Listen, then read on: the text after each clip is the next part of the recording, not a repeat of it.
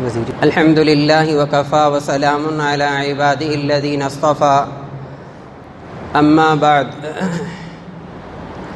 أعوذ بالله من الشيطان الرجيم بسم الله الرحمن الرحيم ولكل أمة جعلنا منسكا ليذكروا اسم الله على ما رزقهم من بهيمة الأنعام صدق اللہ العظیم۔ محترم سامعین کرام، السلام علیکم ورحمۃ اللہ وبرکاتہ۔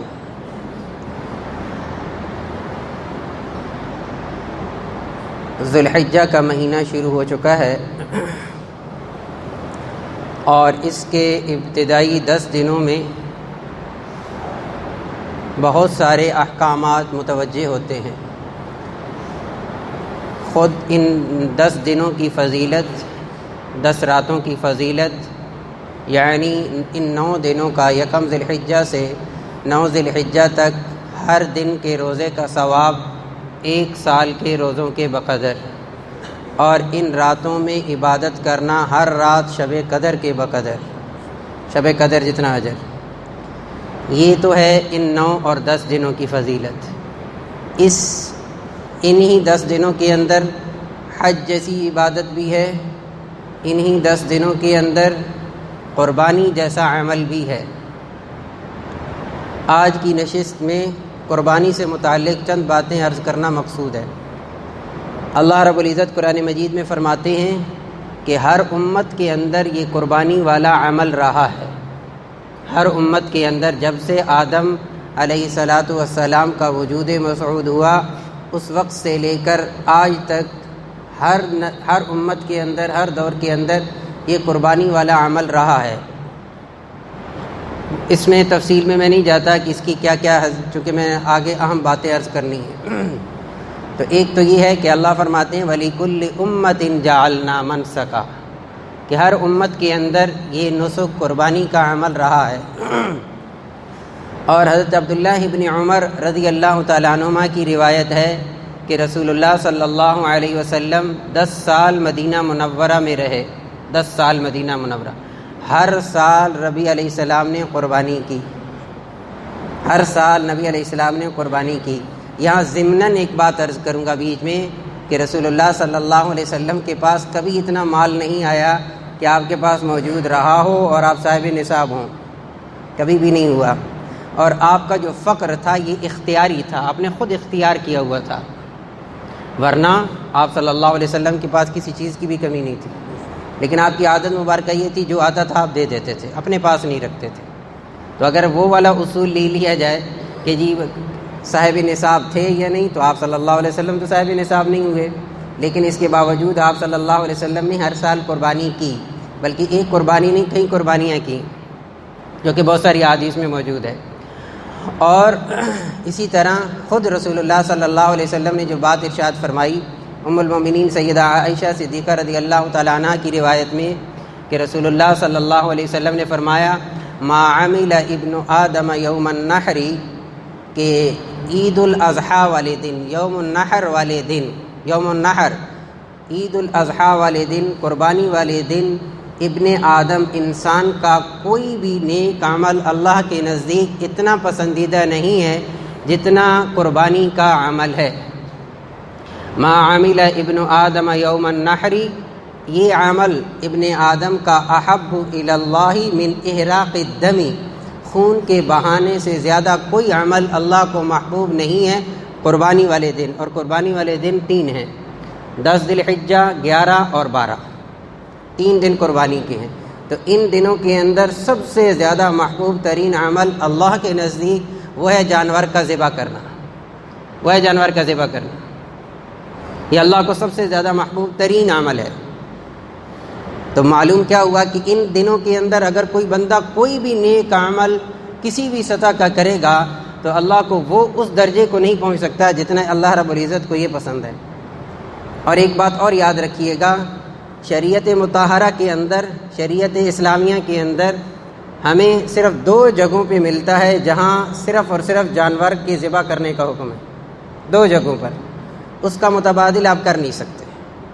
نمبر 1 قربانی، نمبر 2 عقیقہ، بچے کے پیدا ہونے پر حدیث میں آتا ہے کہ رسول اللہ صلی اللہ علیہ وسلم نے فرمایا بیٹا پیدا ہو تو 2 جانور چھوٹے یعنی بکرا، اس کے احکامات قربانی کے جانور جیسے ہیں، یا 2 حصے، اور اگر بچی ہے تو اس کی طرف سے 1 جانور ذبح کرنا چاہیے۔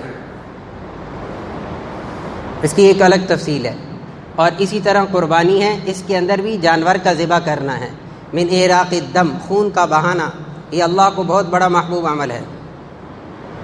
اور پھر آپ صلی اللہ علیہ وسلم نے فرمایا اسی روایت کے اندر وَإِنَّهُ لَيَأْتِي يَوْمَ الْقِيَامَةِ بِقُرُونِهَا وَأَشْعَارِهَا وَأَزْلَافِهَا، یہ جو جانور تم ذبح کرتے ہو یہ قیامت کے دن اللہ رب العزت ان کو لائیں گے، بِقُرُونِهَا سینگوں کے ساتھ، أَشْعَارِهَا بالوں کے ساتھ، أَزْلَافِهَا کھروں کے ساتھ، یعنی یہ جانور زندہ ہوگا اور تمہیں وہاں جا کر اس کے بقدر اللہ رب العزت اجر عطا فرمائیں گے۔ اور آگے آپ صلی اللہ علیہ وسلم نے آخر میں فرمایا فَطِيبُوا بِهَا نَفْسًا، خوش دلی کے ساتھ قربانی کا عمل کیا کرو۔ فَطِيبُوا بِهَا نَفْسًا، جامع ترمذی کی روایت کہ خوش دلی کے ساتھ قربانی والے عمل کو کیا کرو۔ زید بن ارقم رضی اللہ تعالیٰ عنہ کی روایت میں ہے کہ فرماتے ہیں کہ صحابہ کرام رضی اللہ تعالیٰ عنہم اجمعین نے رسول اللہ صلی اللہ علیہ وسلم سے پوچھا اے اللہ کے رسول صلی اللہ علیہ وسلم ما هذه الاضاحی، یہ جو قربانیاں ہیں یہ کیا ہیں، ان کی حقیقت کیا ہے، ان کی تاریخ کیا ہے، یہ کیا چیزیں ہیں؟ رسول اللہ صلی اللہ علیہ وسلم نے فرمایا یہ حضرت ابراہیم علیہ السلام کی سنت ہے، یہ حضرت ابراہیم علیہ السلام کی سنت ہے۔ کیوں؟ اس لیے سورۃ الحج کے آخر میں اللہ فرماتے ہیں ملت ابیکم ابراہیم، اے امت محمدیہ تم ملت ابراہیمی پر ہو، وسماکم المسلمین، اللہ نے تمہارا نام مسلمان رکھا ہے، وسماکم المسلمین، اللہ نے تمہارا نام مسلمان رکھا ہے، تم ملت ابراہیمی پر ہو۔ تو یہ حضرت ابراہیم علیہ السلام کی سنت ہے۔ پورا قصہ سورہ صافات کے اندر موجود ہے کہ کس طرح اللہ رب العزت نے حضرت ابراہیم علیہ السلام کو آزمایا، اور آزمائش بھی کتنی بڑی دی، 86 سال کی عمر میں بچہ دیا، اور اس کے بعد جب بچہ بالغ بھی نہیں ہوا، نابالغ بچہ ہے، اس عمر کو ابھی چلتا پھرتا بچہ 10-12 سال بعضوں نے عمر لکھی ہے، اس کو ذبح کرنے کا حکم خواب میں دیا، ذبح کرنے کا حکم خواب میں دیا۔ میں اکثر اس موقع پہ کہا کرتا ہوں ہمیں اللہ نے حکم صراحتاً دیے ہیں، کتنے احکامات ہیں، کتنے قرآن مجید کے احکام ہیں جہاں صریح حکم ہے اے ایمان والوں کو، اے ایمان والو یہ کرو، اے ایمان والو یہ نہ کرو۔ اور ابراہیم علیہ السلام کو خواب کے اندر کہا، خواب کے اندر حکم دیا۔ اور میری بات کو توجہ سے سنیے گا، ایک میں لفظ کہنے لگا ہوں، جملہ ایک ہے، خواب کے اندر حکم بھی وہ دیا جو کسی شریعت کے اندر جائز نہیں ہے، خواب کے اندر حکم بھی وہ دیا جو کسی شریعت میں جائز نہیں ہے، بچے کو ذبح کرنا، بڑے کو کرنا تو، اور بچہ نابالغ جو مکلف ہی نہیں ہے، جو مکلف ہی نہیں ہے، سوچو تو صحیح، بچہ مکلف نہیں ہے، حکم خواب کے اندر ہے، ہمیں صریح حکم ہے، جوڑو تو صحیح، اس کو جوڑو تو صحیح کہ کہاں انبیاء علیہ السلام جیسے ہم سب کا عقیدہ ہے تمام انسانوں میں سے سب سے افضل انبیاء علیہ السلام ہیں، اور تمام انبیاء میں سے سب سے افضل محمد الرسول اللہ صلی اللہ علیہ وسلم ہے، یہ ہمارا عقیدہ ہے۔ قرآن مجید کی آیات ہیں اس پر کہ اللہ نے کائنات کو چنا، اس میں انسانوں کو چنا، پھر اس میں سے چھانٹی ہوئی انبیاء آئے، پھر اس میں سے محمد رسول اللہ صلی اللہ علیہ وسلم آئے۔ اپنے ان لوگوں کو جو اللہ نے جن کو چنا، جن کو چھانٹنے کے بعد اللہ نے کیسی آزمائش میں ڈالا۔ میں عرض کر رہا ہوں نا، ہمیں تو صریح حکم ملتا ہے اے ایمان والو یہ کرو، اے ایمان والو یہ نہ کرو، معاذ اللہ ثم معاذ اللہ کتنی 100 تعویلیں کی جاتی ہیں اس عمل کے نہ کرنے پر، کتنی تعویلیں کی جاتی ہیں، کیا اس میں پڑھا لکھا، کیا اس میں ان پڑھ طبقہ، ساری اس رو میں بہ رہے ہوتے ہیں کہ جی نہیں، آخر اس اجازت تو ہے نا، جائز تو ہے نا، یعنی ایک صریح حکم ہے، اس کے اندر ایک رخنہ ڈال دو تاکہ میں مسلمان بھی رہوں اور میرا بھی کام چلتا رہے۔ حضرت ابراہیم علیہ السلام کیا، سبحان اللہ، اپنے بیٹے سے ذکر کیا، کیا کہا؟ یا بنی انی ارا فی المنام، بیٹا میں نے نیند میں دیکھا ہے، خواب میں دیکھا ہے، کیا؟ اذبحک، میں تجھے ذبح کر رہا ہوں۔ انبیاء علیہ السلام کے خواب وحی ہوتے ہیں۔ فانظر ماذا تری، تیری کیا رائے ہے؟ جب اولاد کی تربیت ماں باپ اسلامی کرتے ہیں تو اولاد کی تربیت کا نتیجہ یہ نکلتا ہے جو اسماعیل علیہ السلام نے اپنے باپ کے سامنے رکھا ہے۔ ہمارے لیے سبق ہے اس کے اندر، یہ نہیں ہے کہ قصہ تھا ہو گیا، نہیں، اس کو پڑھو تو صحیح، اس کو سوچو تو صحیح، اس قصے کے اندر ہے کیا کیا۔ یہ وہ ہستی ہیں حضرت اسماعیل علیہ السلام جن کی نسل سے آگے محمد رسول اللہ صلی اللہ علیہ وسلم کا وجود مسعود ہو رہا ہے۔ انی اذبحک، میرے بیٹے میں تجھے ذبح کر رہا ہوں، میں نے خواب میں دیکھا ہے۔ فانظر ماذا تری، تیری کیا رائے ہے؟ یا ابتی افعل ما تؤمر، کاش آج کے مسلمان گھرانے، آج ہماری اولاد، جب ہم ان کے سامنے اللہ اور اس کے رسول صلی اللہ علیہ وسلم کے کسی حکم کو رکھیں اور آج ہماری اولاد ہمیں یہ کہہ کر ہمارا دل خوش کر دے، کتنی بڑی بات ہے۔ یا ابتی افعل ما تؤمر، اے اللہ، اے میرے ابا جی، آپ وہ کیجئے جس کا رب نے تمہیں حکم دیا ہے۔ افعل ما تؤمر، آپ وہ کیجئے جس کا رب نے آپ کو حکم دیا ہے۔ کیا معنی؟ کہ اس بیٹے کی تربیت اس درجے پہ ہو چکی ہو کہ اس کو معلوم ہو کہ سب سے اوپر میرے رب کا حکم ہے، سب سے بلند میرے رسول اللہ صلی اللہ علیہ وسلم کا حکم ہے، باقی سارے احکامات اس کے نیچے ہیں۔ یا ابتی، اے میرے ابا جان، افعل ما تؤمر، آپ وہ کیجئے جس کا اللہ نے آپ کو حکم دیا ہے۔ ستجدنی انشاءاللہ من الصابرین، ابا جی میں یہ تم سے وعدہ کرتا ہوں، اگر اللہ نے چاہا، ایک ایک لفظ اللہ کی قسم بڑا ہی قیمتی ہے اس کے اندر۔ بیٹا کیا کہہ رہا ہے؟ انشاءاللہ، اپنے ارادے کو، اپنے کام کو اللہ کی ذات کے ساتھ منسوب کر دیا کہ میری حیثیت کچھ بھی نہیں ہے۔ سورۃ القاف کے اندر اللہ رب العزت اپنے نبی صلی اللہ علیہ وسلم کو کیا فرما رہے ہیں؟ نبی جی لا تقولن لشیء ذالک غدا الا ان یشاء اللہ، آنے والے کے بارے میں، آنے والے کل، آئندہ کے لیے جب بھی کوئی کام کرنا ہو انشاءاللہ ضرور کہہ لیجئے، انی فاعل ذالک، میں یہ کام کرنے والا ہوں آئندہ کے لیے، تو اس میں انشاءاللہ ضرور کہا کرو اگر اللہ نے چاہا۔ اپنے ارادے کو اللہ کی مشیت کے ساتھ پابند کر دیں۔ تو کیا کہا؟ ستجدنی انشاءاللہ من الصابرین، اے ابا جان اگر اللہ نے چاہا تو مجھے صبر کرنے والوں میں سے پاؤ گے۔ ہلکا سا میں نے پس منظر رکھا آپ کے سامنے، آپ حضرات خوب اس کو پڑھیے گا قرآن مجید کے اندر، حضرت ابراہیم علیہ السلام کے اس قصے کو، اور غور کیجئے گا کہ کیا کیا ہمارے لیے اس کے اندر احکامات موجود ہیں۔ تو صحابہ کرام نے پوچھا یا رسول اللہ ان قربانیوں میں ہمارے لیے کیا ہے؟ اگلا سوال تھا، پہلا سوال تھا یہ قربانیاں ہیں کیا؟ آپ نے فرمایا یہ حضرت ابراہیم علیہ السلام کی سنت ہے۔ دوسرا سوال کہ اے اللہ کے رسول صلی اللہ علیہ وسلم ٹھیک ہے یہ سنت تو ہے، ہمیں کیا ملے گا؟ رسول اللہ صلی اللہ علیہ وسلم نے فرمایا بِكُلِّ شَعْرَةٍ حَسَنَةٍ، ہر بال کے بقدر ایک نیکی۔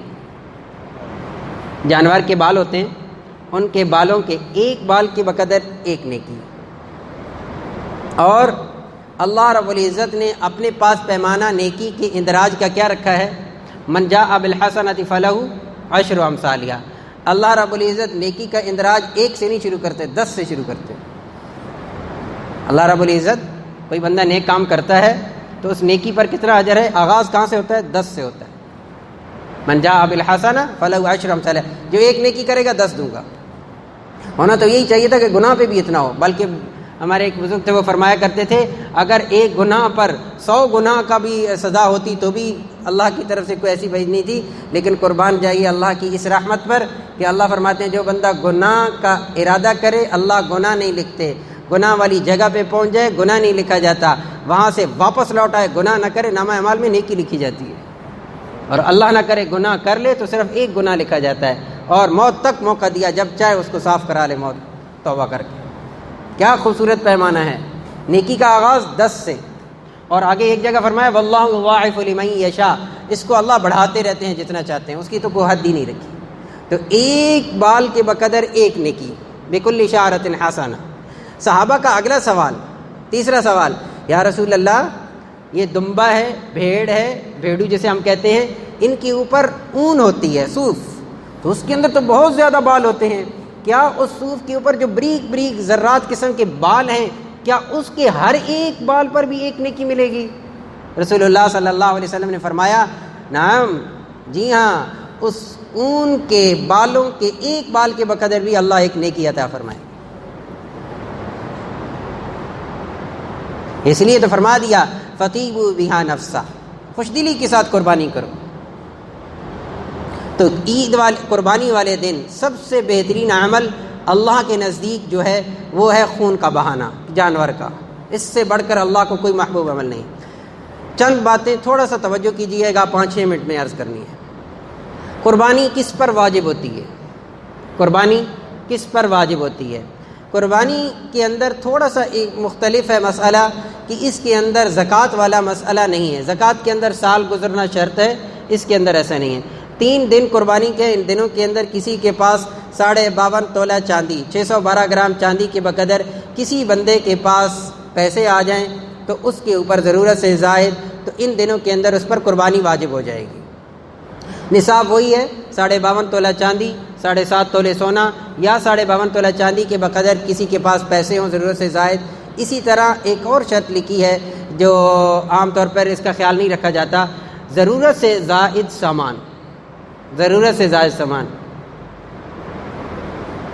اب ضرورت کیا ہے اور ہم کہاں چلے گئے ہیں، اس کی ایک بہت بڑی طویل لسٹ بھی ہے، وقت بھی چاہیے اس کو بتانے کے لیے، آپ حضرات بہتر جانتے ہیں کون سی ایسی چیزیں ہیں جس کے اندر ہمارے ہاں مصیبت آ چکی ہے کہ برانڈیڈ قسم کی چیزیں لینی ہیں، قیمتی چیزیں لینی ہیں، جبکہ ضرورت اس سے کم درجے میں بھی ہو رہی ہوتی ہے۔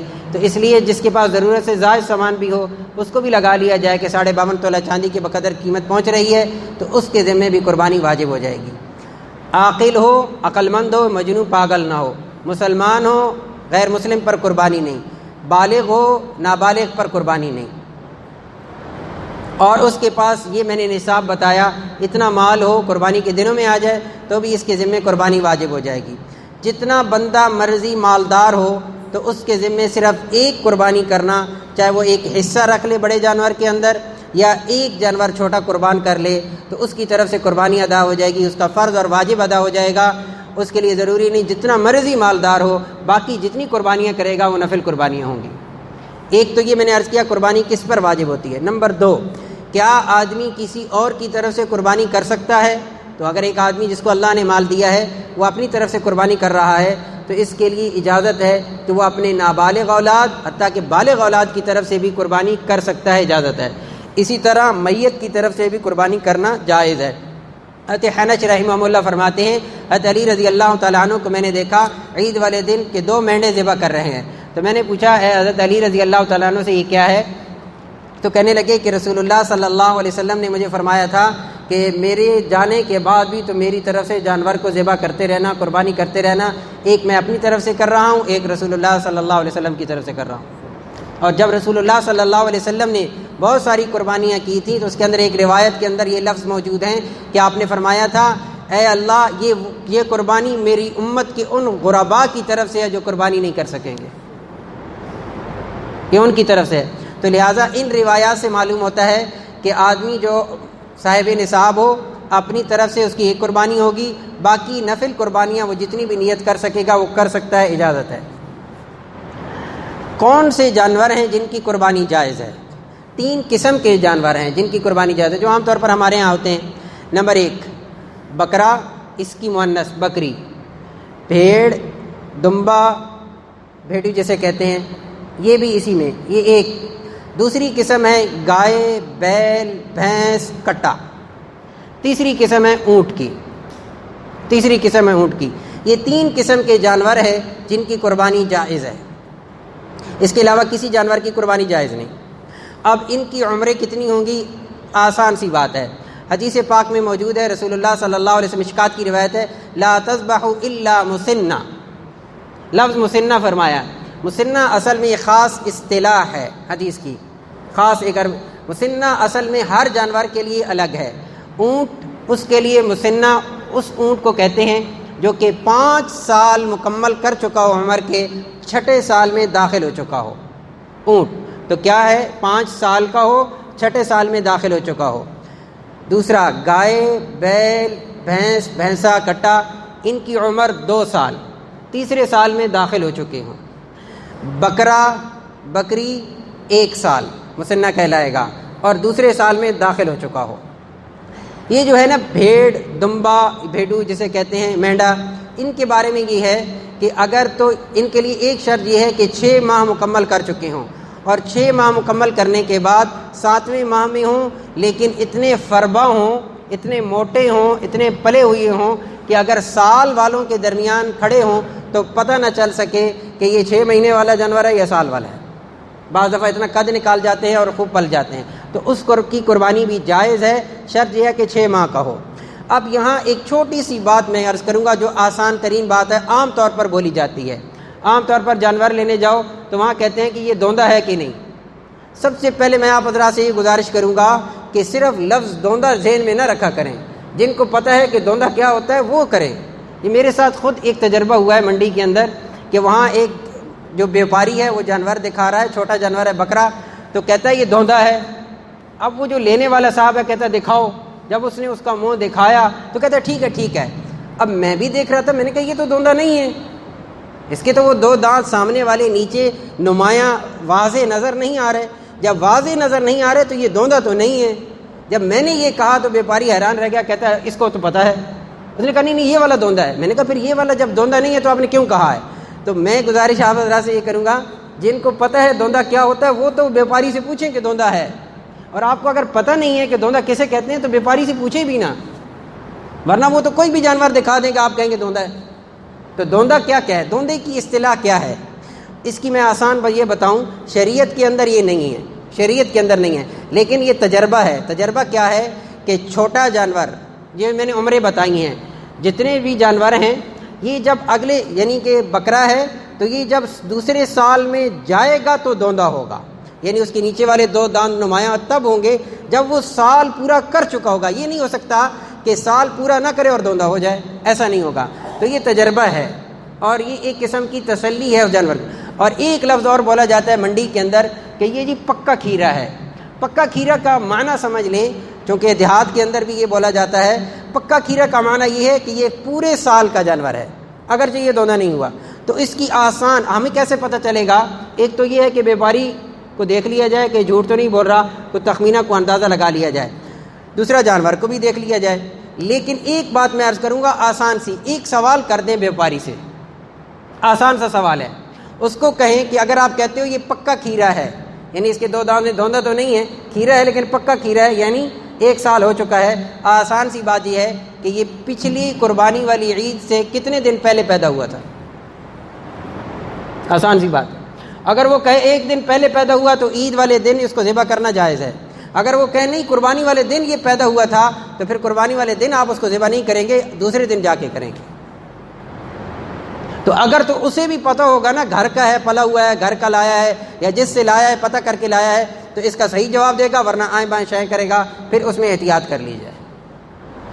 یہ تو میں نے عرض کیا۔ پھر اسی طرح بڑا جانور ہے، حدیث پاک موجود ہے، البقرۃ سبعۃ والجزور سبعۃ، گائے کے اندر، بیل کے اندر، بھینس کے اندر، بھینسے کے اندر کل حصے 7 ہوں گے، اونٹ کے اندر کل حصے 7 ہوں گے، حدیث پاک موجود ہے، میں نے پڑھ دی ہے۔ البقرۃ سبع والجزور سبع، گائے کے اندر بھی 7 حصے اور اونٹ کے اندر بھی 7 حصے۔ کون سے ایسے جانور ہیں جن کی قربانی جائز نہیں؟ رسول اللہ صلی اللہ علیہ وسلم سے پوچھا گیا، آپ نے اشارہ فرمایا 4 جانور۔ نمبر 1 لنگڑا، اتنا لنگڑا جس کا لنگڑا پن ظاہر ہو، کانا، ایک آنکھ دکھتی نہ ہو، نظر نہ ہوتا ہو۔ اس کے اندر بہت سارے مسائل آ رہے ہیں، بہتر یہ ہے کہ اس جانور کو دکھا لیا جائے۔ بعض دفعہ آنکھ کا ڈھیلا موجود ہوتا ہے لیکن نظر نہیں آ رہا ہوتا، اس کو کیسے پتہ چلے گا؟ اس کی صحیح والی آنکھ جیسے نظر آ رہا ہے بند کر کے آگے چارہ وغیرہ کیا جائے، اس کے آگے بڑھتا ہے یا نہیں بڑھتا، اس کی علامات ہیں، میں نے کہا وقت نہیں ہے اس پر، تو یہ اس کو دکھا لیا جائے۔ نمبر 3، جس جانور کی قربانی جائز نہیں وہ بیمار جانور ہے، اس کی قربانی بھی جائز نہیں، اتنا بیمار ہو کہ جس کی بیماری واضح نظر آ رہی ہو۔ چوتھا، وہ جانور جو کہ لاغر ہو، لاغر کا معنی کہ جس کی ہڈیوں کے اندر گودا بھی نہ رہا ہو۔ یہ 4 جانور ہیں جن کی قربانی جائز نہیں۔ 5واں جانور جس کو حضرت علی رضی اللہ تعالیٰ عنہ فرما رہے ہیں جس کا سینگ ٹوٹا ہوا ہو۔ سینگ کے اندر بھی یاد رکھنا، ایک ہوتا ہے سینگ جڑ نیچے سے اوپر آ رہی ہوتی ہے ہڈی سخت سی، ایک اس کے اوپر خول ہوتا ہے۔ بعض جانور جب لڑائی کرتے ہیں تو خول اترتا ہے، نیچے والی ہڈی برقرار رہتی ہے، اس کی جائز ہے قربانی۔ ہاں اگر نیچے سے سینگ ٹوٹ جائے اور اس کا اچھا خاصا اس کو دکھا لیا جائے پھر اس کے مطابق حکم کر لیا جائے، اگر واقعتاً اس کا سینگ زیادہ ٹوٹا ہوا ہے تو اس کی قربانی بھی جائز نہیں۔ کان کٹا ہوا ہو اس کی قربانی بھی جائز نہیں ہے، لیکن اس کے اندر بھی میں بتا دوں کہ اس کو دیکھ لیا جائے، کسی کو دکھا لیا جائے اچھی طرح اس کے بعد۔ تو کوشش یہ کرنی چاہیے کہ بے عیب جانور ہو، خوبصورت ہو، پلا ہوا ہو، اس کی قربانی کی جائے۔ سال کے بعد قربانی آتی ہے، حدیث مبارکہ کا لفظ ذہن میں رکھنا چاہیے، فَطِيبُوا بِهَا نَفْسًا، خوش دلی کے ساتھ قربانی کرو۔ آخری بات جو عام ترین بات ہے وہ یہ ہے کہ 9 ذو الحجہ بنے گی اب اگلے جمعے کو 9 ذو الحجہ سے لے کر 9، 10، 11، 12، 13 ذی الحجہ، 9 ذی الحجہ کی فجر سے لے کر 13 ذی الحجہ کی عصر تک تکبیرات پڑھنی ہیں، جیسے کہتے ہیں تکبیرات تشریق، اللہ اکبر اللہ اکبر لا الہ الا اللہ واللہ اکبر اللہ اکبر وللہ الحمد۔ ہمارے علماء نے لکھا ہے کہ یہ جو دن ابھی چل رہے ہیں ان دنوں کے اندر ان کلمات کی کثرت رکھے بندہ، زبان سے ان کو پڑھتا رہے۔ تو باقی جب اگلے جمعے کو فجر کی نماز کے بعد مرد اور عورت ہر فرض پڑھنے کے بعد، یعنی فجر کے 2 فرض، ظہر کے 4 فرض، عصر کے 4، مغرب کی 3، عشاء کے 4 فرض کا سلام پھیرتے ساتھ ایک مرتبہ بلند آواز سے مردوں کے لیے، آہستہ آواز سے عورتوں کے لیے یہ سنت ہے کہ اللہ اکبر لا الہ الا اللہ واللہ اکبر اللہ اکبر وللہ الحمد۔ تو 9 ذی الحجہ سے لے کر 13 ذی الحجہ کی عصر تک یہ تکبیرات پڑھی جائیں گی۔ یہ کل 23 نمازیں بنیں گی، 23 نمازیں۔ اگر بھول جائیں تو اس میں توبہ استغفار ہے، اس کا کوئی وہ متبادل نہیں ہے، لیکن کوشش کرنی چاہیے جماعت کے ساتھ نماز پڑھے مرد تو اس کے لیے یہ ہے کہ یہ فوراً یاد آ جائے گی، ایک پڑھے گا، اور عورتوں کے لیے یہ ہے کہ جہاں نماز پڑھتی ہیں یعنی مصلی ہے، جو بھی جائے نماز ہے یا سامنے کسی جگہ، وہ تکبیرات کے کلمات لکھ کے لگا دیے جائیں تاکہ نظر پڑھتے ساتھ اس کو پڑھ لیا جائے۔ اللہ رب العزت سے دعا ہے اللہ رب العزت ہم سب کو ان باتوں پر عمل کی توفیق نصیب فرمائے۔ وآخر دعوانا الحمدللہ۔